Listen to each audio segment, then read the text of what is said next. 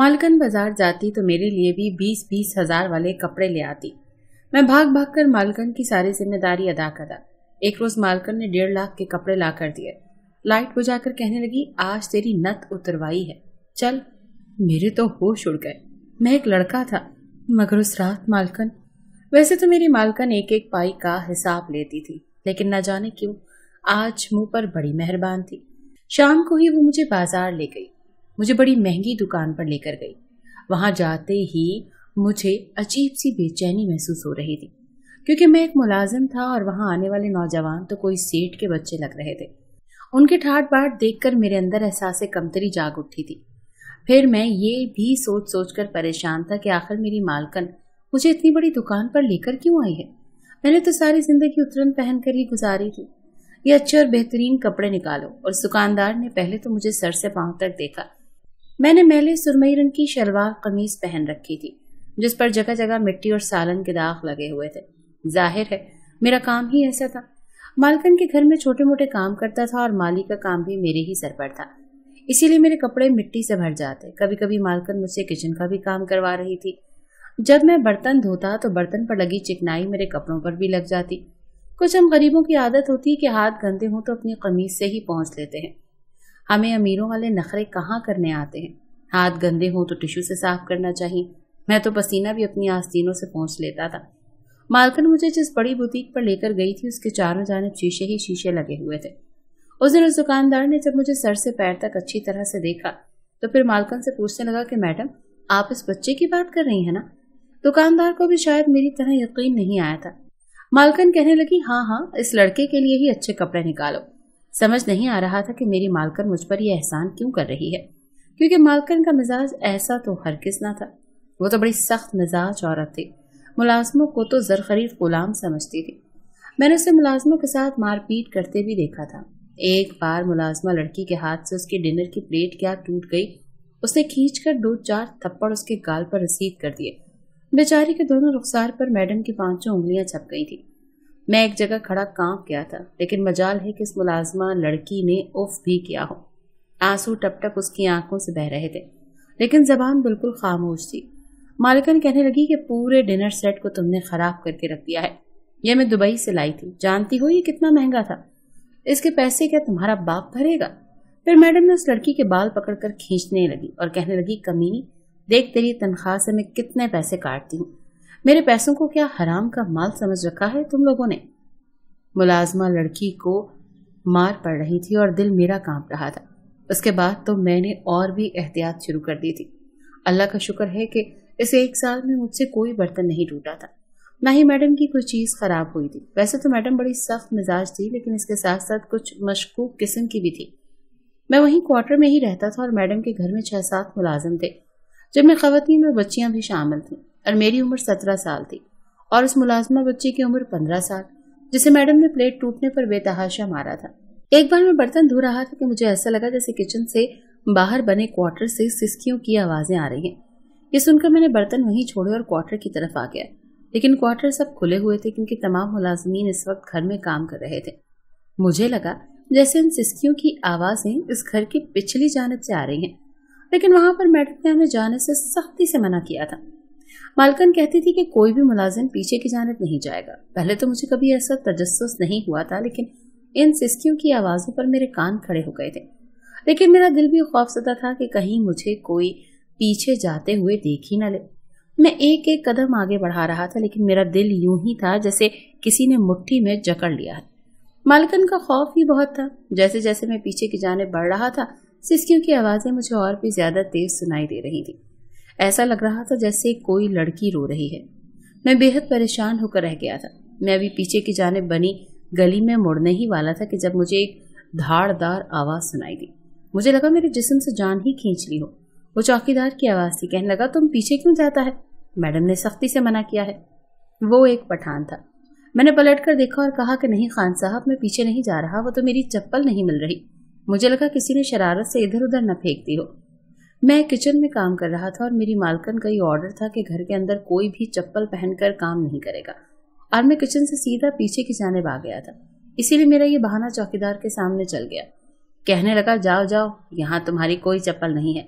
दोबारा अगर तुम यहाँ नजर आया तो मैं मालकन को बता दूंगा, फिर तुम्हारी खैर नहीं।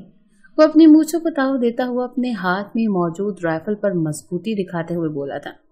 उसका अंदाज और लहजा सुनकर तो जैसे मेरी जान ही निकल गई थी। मैं फौरन झुरझुरी लेकर रह गया और मुस्कुराकर बोला, क्या खान साहब, आप बिला वजह ही मुझ पर शक कर रहे हैं? वो खान साहब तब तक वहां खड़े रहे जब तक मैं अपना जूता ढूंढने का बहाना करता रहा। आसपास पौधों और क्यारियों में देखा मगर मुझे मेरा जूता कहीं न मिला। तो मैं बहाने से वहां से हट गया और वापस अंदर चला आया। मुझे कभी भी शक न होता अगर मैं खान साहब को मुझे टोकते हुए न देखता।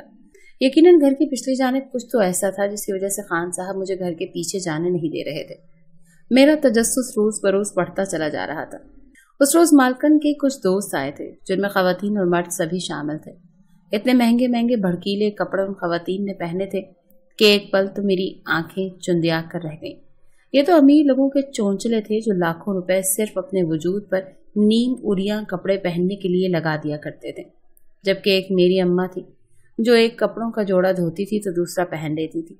सर पर फटी हुई चादर किए घूमती रहती थी, मगर कभी उसने फरमाइश न की कि मुझे नया सूट दिलवा दो। हम बहन भाइयों के तो वो थोड़े बहुत नाज नखरे उठा लेती, मगर खुद के लिए कभी कुछ न मांगा। खैर, उस रोज मैं घर की साफ सफाई में मशगूल था कि जब बर्तन धोते धोते मुझे काफी रात हो गई। मालकन अपने दोस्तों के साथ घर से बाहर निकल गई। मैंने शुक्र का सांस लिया था कि चलो अच्छा है, ये लोग जल्द ही जा रहे हैं। मेरे भी बर्तन थोड़े से रह गए थे। सोचा कि चलो ये बर्तन धोकर फौरन सोने के लिए चला जाऊंगा। आज मैंने काफी ज्यादा काम किया था, इसीलिए थकावट महसूस हो रही थी। मैंने अभी बर्तन धोकर बाहर अपनी कमीज के कोने से हाथ साफ ही किए थे कि मुझे एक सन्नाटेदार थप्पड़ की आवाज आई। थप्पड़ इतना शदीद था कि उसके साथ मुझे एक नस्वानी चीखों की भी आवाज आई। ऐसे लग रहा था जैसे ये थप्पड़ किसी लड़की को पड़ा हो। मैं हैरत से हर तरफ देखने लगा। उस वक्त तो घर में कोई भी ना था। मालकन तो अभी तक अपनी सहेलियों के साथ बाहर गई, वापस नहीं आई थी, और बाकी मुलाजिम तो कब के अपने अपने क्वार्टर्स में जाकर सो चुके थे। मैं हाथ पूंछता हुआ घर से बाहर आया और फिर न चाहते हुए भी मेरा ध्यान घर के पिछले हिस्से में मौजूद गैलरी की तरफ गया, जहां पर जाने को किसी को भी इजाजत नहीं थी। मैं दबे कदमों से जब उस गैलरी के करीब पहुंचा तो मुझे वहां से चिल्लाने की आवाज आई थी, जैसे कोई लड़की सिसक कर रो रही हो और गिड़गिड़ा कर कुछ कहना चाहती हो, मगर मुझे इतनी दूर से कुछ भी साफ समझ नहीं आ रही थी। दिल चाहा कि आगे जाकर देखूं कि आखिर वहां पर ये क्या हो रहा है। ये रोने की आवाज तो बिल्कुल भी शनासा ना थी। यहाँ पर काम करने वाले मुलाजिमों की आवाज को मैं पहचानता था, मगर ये आवाज बिल्कुल अनजानी थी। आखिर कौन था जो रो रहा था?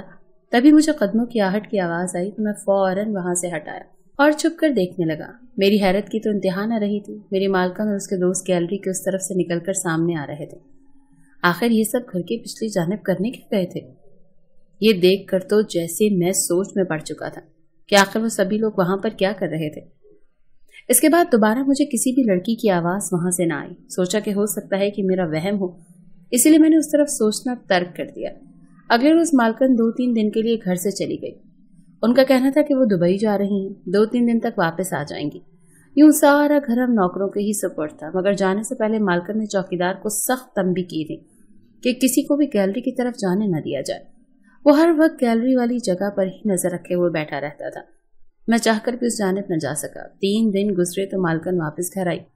इस बार जब वो आई तो उनके साथ एक लड़की थी जिसकी उम्र 17 या 18 साल थी। वो खामोशी के साथ चलती हुई मालकन के साथ उनके कमरे में जाने लगी। वो इंतहाई खूबसूरत लड़की थी। मैं उसको एक नजर देखकर जैसे पलकें झपकना ही भूल गया था, मगर इसके बावजूद कुछ न बोला। वो डरी सहमी लग रही थी और आंखें भी सूजी हुई थी, जैसे बेतहाशा रोई हो। मालकन कहने लगी, जल्दी से मेरे कमरे में जूस भिजवाओ, ये हमारी खास मेहमान आई हैं। मैंने फौरन ताज़ा फलों का जूस बनाया और फिर मालकन के कमरे में देने चला आया, मगर तभी कमरे से आती हुई आवाजें मुझे एक बार फिर सोचने पर मजबूर कर चुकी थी। आखिर वो लड़की क्यों रो रही थी? मेरा कदमों की आहट दरवाजे पर सुनकर मालकन फौरन उससे झड़क कर चुप करवाने लगी। मैं जूस कमरे में रखकर वापस पलटा तो एक बार फिर रोने की आवाजें बाहर तक आने लगी। कुछ ही देर बाद मालकन उस लड़की को लेकर अपने घर से बाहर निकल गई। मैंने सोचा था कि घर से बाहर जाएंगी, मगर पहली बार जब मैंने मालकन पर नजर रखी तो ये पता चला कि वो उस लड़की को लेकर घर के पिछले हिस्से में चली गई है। तभी मुझे दूसरी मुलाजमा ने आवाज दी तो पलटकर उधर चला गया। कुछ ही देर के बाद मुझे चौकीदार के चिल्लाने की आवाज आई। वो पकड़ो पकड़ो कह रहा था। मैं भी दौड़कर बाहर सेहन में आ गया तो जो मंजर देखा वो देखकर मेरे होश उड़ गए, क्योंकि मालकन हाँफती हुई वहां पर खड़ी थी। उसके बाल बिखरे हुए थे और वो चौकीदार को कह रही थी कि पकड़ कर लाओ उस लड़की को। मैं इसे ऐसे अपने हाथों से जाने नहीं दे सकती। मगर वो लड़की तो न जाने कहाँ गायब हो चुकी थी। चौकीदार हर तरफ ढूंढ आया मगर कहीं ना नजर आई। मालकन तो सर पकड़कर बैठ चुकी थी। हमारे पूछने पर कहने लगी वो लड़की अपने घर से भागी हुई थी। मैं उसके वालिदैन को बुलाने लगी तो वो यहाँ से भी भाग निकली। ये सुनकर तो मुझे वाकई उस लड़की पर हैरत हुई थी कि इतनी कम उम्री में आखिर वो इतना बड़ा कदम कैसे उठा सकती है। अभी कुछ ही देर गुजरी थी कि मालकन को मोबाइल पर फोन आने लगे। वो बार बार फोन कट करती रही, मगर जब उनके लैंडलाइन नंबर पर भी बार बार कॉल आने लगी और मोबाइल भी बजने लगा तो उन्होंने मोबाइल कान से लगाया और फिर बात करती करती अपने कमरे में चली गई। पहली दफा मैंने मालकन को जर्द चेहरे के साथ देखा था। आज से पहले वो मुझे कभी भी इतनी परेशान नजर नहीं आई थी। वो अपने कमरे में न जाने किससे बातें कर रही थी। कुछ देर बाद कमरे से बाहर निकली और मुझे एक नजर देखने लगी। कहने लगी कि आओ मेरे साथ बाहर चलो, थोड़ी शॉपिंग कराते हैं, तुम्हें भी कुछ नया दिलवा दूंगी। मालकन की बात सुनकर मैं हैरत में डूब गया था। मेरे मैले कुचैले कपड़े और हुलिया देखने के बावजूद मालकन मुझे अपने साथ अपनी बड़ी सी गाड़ी में बिठाकर एक बुटीक में ले गई। मैं हैरत से हर चीज को देख रहा था। मेरा हुलिया देखकर तो दुकानदार भी हैरान था कि मालकन अपने साथ किसे उठा कर ले आई है। मगर मालकन ने मेरे लिए अच्छे जोड़े लिए। उसने मुझे खूब शॉपिंग करवाई थी और फिर एक खूबसूरत जोड़ा मेरे लिए पसंद किया। मालकन वो जोड़ा मेरे साथ लगाकर देख रही थी, जबकि मैं झटका खाकर पीछे हुआ, क्योंकि ये सूट तो लड़कियों का था जो कि मेरी ही नाप का था। मैं मालकन को हैरत से देखने लगा तो वो मुस्कुराई और कहने लगी कि फिक्र ना करो, ये सूट तुम्हारे बहुत काम आने वाला है। मैं यकटिक मैडम को देखता रहा। उन्होंने मुकम्मल शॉपिंग करने के बाद वापस घर जाने का फैसला किया। मैं घर आया तो मालकन ने फौरन मुझे अपने कमरे में आने को कहा। मैं शशोपंच में मुब्तला था कि आखिर मालकन करने क्या वाली है। मैं गहरी सांस खारिज करके मालकन के पीछे पीछे उनके कमरे में चला आया तो वो मुझे अपने पास बिठाकर कहने लगी कि आज तुम्हारी नथ उतरवाई की रस्म है। इतना सुनना था कि मेरे सर पर पहाड़ टूट पड़ा।